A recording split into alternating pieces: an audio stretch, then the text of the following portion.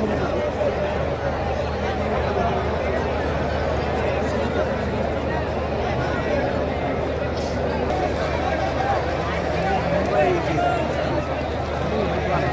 তুলতে চাই, তাহলে আমাদের তো এমন একটা দলকে দায়িত্ব দিতে হবে যাদের এরকম কাজ করার অভিজ্ঞতা আছে।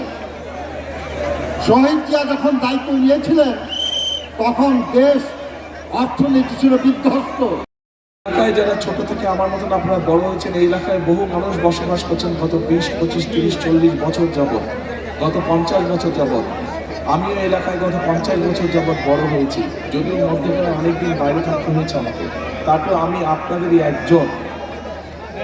স্বাভাবিকভাবে আজকে যখন আমি এলাকার প্রার্থী হয়েছি, আমি আপনাদেরকে এলাকাবাসী হিসাবে, আপনাদের এলাকার সন্তান হিসেবে এইটুকু ওয়াদা আপনাদের কাছে আমি করে গেলাম আজকে।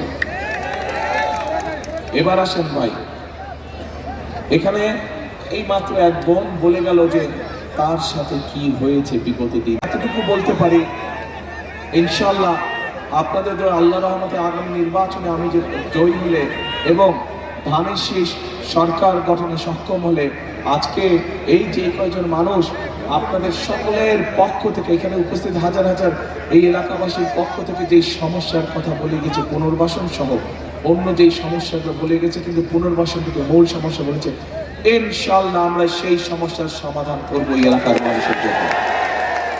আপনাদের সেখানে আপনাদের হয়ে আপনাদের পক্ষ থেকে কথা বলে গিয়েছে, এই মানুষগুলোর মাঝে থেকে কথা বেরিয়ে এসছে যে কর্মসংস্থান দরকার, সেটা ছেলে হোক মেয়ে হোক সবার। আমরা সিদ্ধান্ত গ্রহণ করেছি, আমরা পরিকল্পনা গ্রহণ করেছি।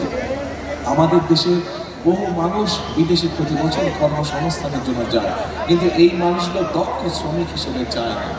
আমরা চাই বাংলাদেশের লক্ষ লক্ষ যে তরুণ সমাজের সদস্য আছেন, নারী হোক পুরুষ হোক, তাদেরকে বিভিন্ন রকম ট্রেনিং দিব, তাদের পড়ালেখা শেষ হোক বা শেষ হওয়ার আগে, যাতে দেশের ভিতরেই ব্যবসা বাণিজ্য হোক অথবা দেশের বাইরে হোক, তারা যাতে কর্মসংস্থানের ব্যবস্থা করতে পারে, যাতে স্বাবলম্বী কৃষি কার্ড দিতে চাই, যেটার মাধ্যমে তারা সহজে কৃষি ঋণ পাবে, কৃষি ইন্স্যুরেন্স থাকবে, কৃষি বিভিন্ন সার বীজ বিভিন্ন বিষয় তারা পাবে।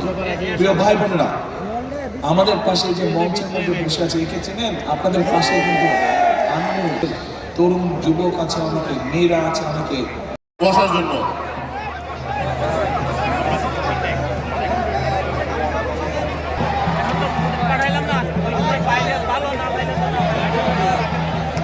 এবং জুসরা নেতৃত্বে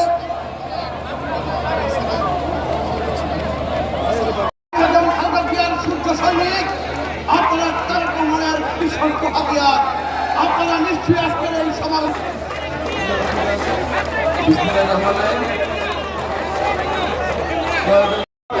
ঢাকা সরকারের সংসদীয় আসনে প্রতিদ্বন্দ্বিতা করতে যাচ্ছেন বিএনপি চেয়ারম্যান, দেশের স্বাধীনতা সার্বভৌম দেশ নেত্রী বেগম খালেদা জিয়া, যোগ্য উত্তরাধিকার জনাব তারেক রহমান।